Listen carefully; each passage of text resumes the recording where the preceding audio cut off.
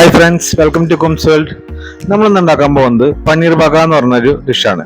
എല്ലാം റെഡി ആണല്ലോ, നമുക്കൊന്ന് സ്റ്റാർട്ട് ചെയ്യാം. ആദ്യം നമുക്ക് പനീർ ഫ്രൈ ചെയ്യാനായിട്ട് പനീർ കട്ട് ചെയ്തിട്ടുള്ളതിലേക്ക് 1 ടീസ്പൂൺ കുരുമുളക് പൊടി, ആവശ്യത്തിന് ഉപ്പും ചേർത്തിട്ട് മിക്സ് ചെയ്യാം. അത് കഴിഞ്ഞാൽ നമുക്കിത് ഫ്രൈ ചെയ്തെടുക്കാം. ഓക്കെ, പനീർ നന്നായിട്ട് മിക്സ് ആക്കി വെച്ചിട്ടുണ്ട്. ഇനി നമുക്കിത് ഫ്രൈ ചെയ്യാതെടുക്കാം.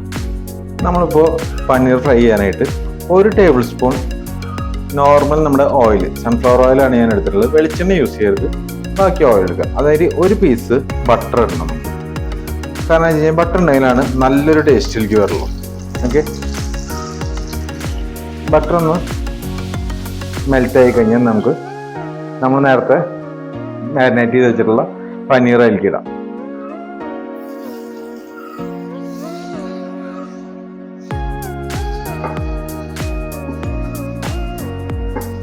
പനീർ ഇട്ട് കഴിഞ്ഞ് കഴിഞ്ഞാൽ നോർമലി നമ്മൾ ഫ്ലെയിം ഒരു മീഡിയം ഫ്ലെയിമിലേക്ക് മാറ്റാം.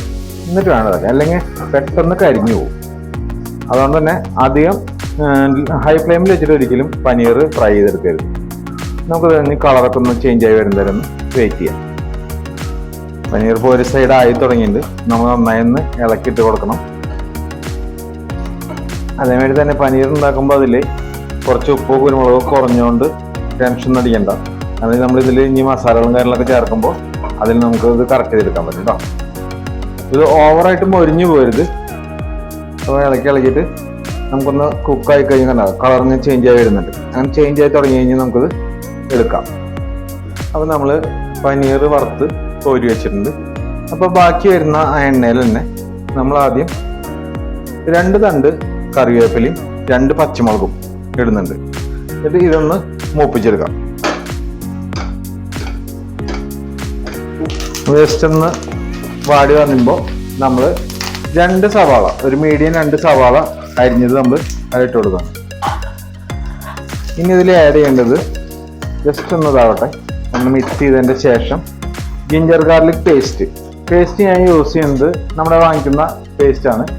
ഇത് ഒരു 1/2 ടേബിൾ സ്പൂൺ യൂസ് ചെയ്താൽ മതിയായിരിക്കും. ഓക്കെ, ഇനി നമുക്കൊന്ന് നന്നായി ഒന്ന് ഇളക്കി കൊടുക്കാം. ഇനി ഇത് നന്നായി വഴണ്ട് വരുന്നവരെ വെയിറ്റ് ചെയ്യാം. ഓക്കെ, നന്നായി വേണ്ട മീൻസ് കുറച്ചുകൂടി ഒന്ന് തളർന്ന പോലെ ആവണം. അത് കഴിഞ്ഞ് തന്നെ നമുക്ക് പൊടികൾ ആഡ് ചെയ്തിട്ട് വേണം നന്നായി വഴറ്റാനായിട്ട് കേട്ടോ. ഓക്കെ, അത്യാവശ്യം വഴണ്ട് വന്നപ്പോൾ നമ്മൾ തീ മീഡിയം ഫ്ലെയിമിൽ നിന്ന് ലോ ഫ്ലെയിമിലേക്ക് ചേഞ്ച് ചെയ്തു. ഇനി നമുക്കിതിൽ പൊടികൾ ആഡ് ചെയ്യാം. ആദ്യമായിട്ട് നമ്മൾ ആഡ് ചെയ്യണത് മല്ലിപ്പൊടിയാണ്. മല്ലിപ്പൊടി നമുക്ക് 2 ടീസ്പൂണാണ് വേണ്ടത്.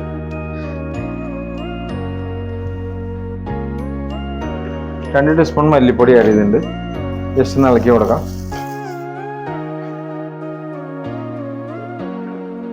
അത് കഴിഞ്ഞാൽ 1 ടീസ്പൂൺ കുരുമുളക് പൊടി. നമ്മൾ ഇതിൽ ചുവന്ന മുളക് തീരെ യൂസ് ചെയ്യില്ല.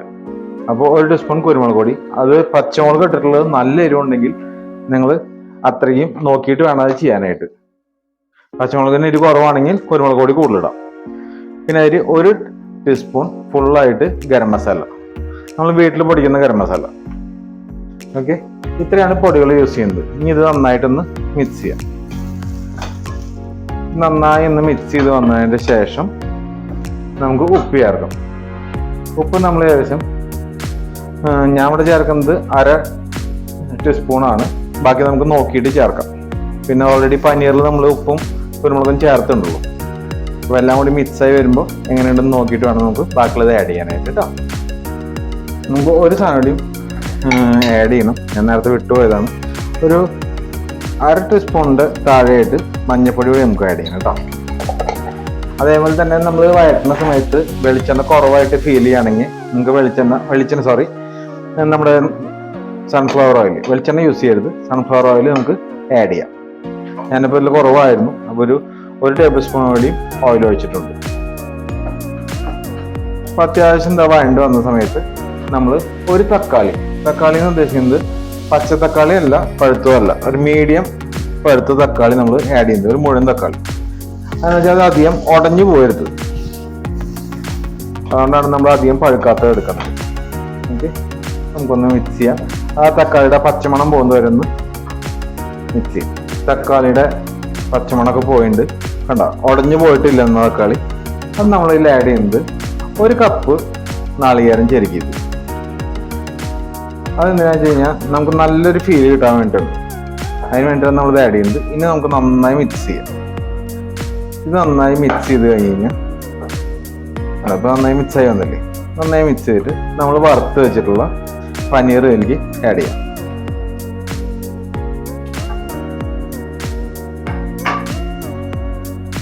ഇത് നന്നായിട്ട് ഒന്നുകൂടി മിക്സ് ചെയ്തിട്ട് നമുക്കൊന്ന് അടച്ചു വെച്ചിട്ട് ഒരു 3 മിനിറ്റ് നേരം നമുക്കൊന്ന് അടച്ചു വെക്കണം. കാരണം ചെന്നാൽ മാത്രമാണ് ഈ മസാലകൾ പനീറിൽ പിടിക്കുള്ളൂ. നമുക്കിത് നന്നായി ഞാൻ ഇതാക്കിയിട്ട് നമുക്ക് അടച്ചു വയ്ക്കാം കേട്ടോ. യോജിപ്പിച്ചിട്ട് നമുക്കിതൊന്ന് മൂടി വയ്ക്കാം. ഒരു 3 മിനിറ്റ് നേരം ലോ ഫ്ലെയിമിലിട്ട് മൂടി വയ്ക്കാം. അപ്പോൾ ആ പനീറിലേക്ക് വേണ്ടിയും നമ്മുടെ മസാലയുടെയൊക്കെ ഫ്ലേവർ കയറി പിടിക്കും. അത് വരെ ഒന്ന് വെയിറ്റ് ചെയ്യാം. നമുക്ക് വെച്ചിട്ട് 3 മിനിറ്റോളം ആയിട്ട് നമുക്കിനി ഒന്ന് നന്നായി ഇളക്കിയിടാം. ഈ സമയത്ത് നമുക്ക് ടേസ്റ്റ് ഒന്ന് നോക്കാം.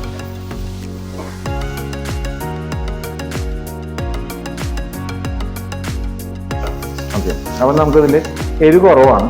അപ്പോൾ ഞാനിപ്പോൾ ഒരു 1/2 ടേബിൾ സ്പൂൺ വേണ്ടി കുരുമുളക് ഇതിൽ ആഡ് ചെയ്യുന്നുണ്ട് കേട്ടോ. നമുക്കൊന്ന് മിക്സ് ആക്കാം. മിക്സായി വന്നതിന് ശേഷം നമ്മളോട് 4 തണ്ട് മല്ലിയില നമ്മൾ അരിഞ്ഞ് വെച്ചിട്ടുണ്ടായിരുന്നു, അതുകൂടി നമ്മൾ ആഡ് ചെയ്യാണ്. അതെന്തിനാ വെച്ച് കഴിഞ്ഞാൽ നമുക്ക് എപ്പോഴും പച്ചക്കറികൾ ഉണ്ടാക്കുമ്പോൾ നല്ല ഫ്ലേവർ വരണമെങ്കിൽ മല്ലിയില വേണം. അപ്പോൾ നമ്മളിത് നന്നായി, പിന്നെ അതെല്ലാം കാണാനും നല്ല ഭംഗിയാണ് അങ്ങനെയാകുമ്പോൾ. നമ്മുടെ പനീർ ബാവ് ഏകദേശം റെഡിയായി വന്നിട്ടുണ്ട്. നമുക്കിനി ഇതൊന്നുകൂടി ഒന്ന് മൂടി വയ്ക്കാം, മല്ലിയിലയുടെ ഫ്ലേവർ കിട്ടാൻ വേണ്ടിയിട്ട്. ഓക്കെ, ജസ്റ്റ് 1 മിനിറ്റ് തരാം. അത് നമുക്ക് മൂടി വെച്ചതിന് ശേഷം അപ്പോൾ തന്നെ തീ ഓഫ് ചെയ്തോളൂ. അപ്പോൾ അത് കഴിഞ്ഞിട്ട് നമുക്ക് 1 മിനിറ്റ് കഴിഞ്ഞിട്ട് ഒന്ന് തുറന്നു നോക്കാം. നമ്മൾ 1 മിനിറ്റോളം മൂടി വെച്ചിട്ടുണ്ട്. ആഹാ, അടിപൊളി സ്മെല്ല്. ഇതാണ് ഞാൻ പറഞ്ഞത്, നമ്മൾ ആ മല്ലിയിലേക്ക് ഇട്ടതിൻ്റെ നല്ല സ്മെല്ല് വരും. സൂപ്പറായി വന്നിട്ട് നമുക്കിത് സെർവ് ചെയ്യാനായിട്ട് എടുക്കാം. ഓക്കെ, അപ്പം നമ്മുടെ പനീർ ബാവ് റെഡി ആയിട്ടുണ്ട്. അപ്പോൾ എല്ലാവരും ട്രൈ ചെയ്ത് നോക്കണം, അടിപൊളിയാണ്. വീഡിയോ ഇഷ്ടപ്പെട്ടെങ്കിൽ ലൈക്ക് ചെയ്യും ഷെയർ ചെയ്യും ചെയ്യണം. Okay, by. നെക്സ്റ്റ് വീഡിയോയിൽ കാണാം.